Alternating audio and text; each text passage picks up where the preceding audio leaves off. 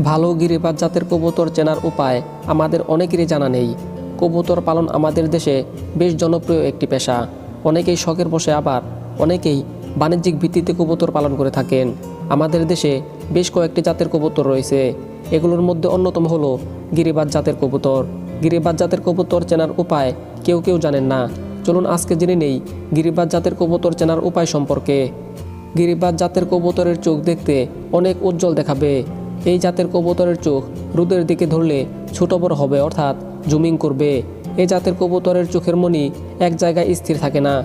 চোখ সহ চোখের মণি কাঁপাকাঁপি করতে থাকবে। কিছু সময় ধরে রাখলেই তা বোঝা যাবে। আর সাদা চোখের কবুতর সবচেয়ে ভালো হয়, অর্থাৎ যেসব কবুতরের চোখে কোনো প্রকার দাগ থাকে না, সেই জাতের কবুতর বেশি ভালো মানের হয়। গিরিবাজ জাতের কবুতরের ডানা সাধারণত গোলাকৃতির হয়ে থাকে।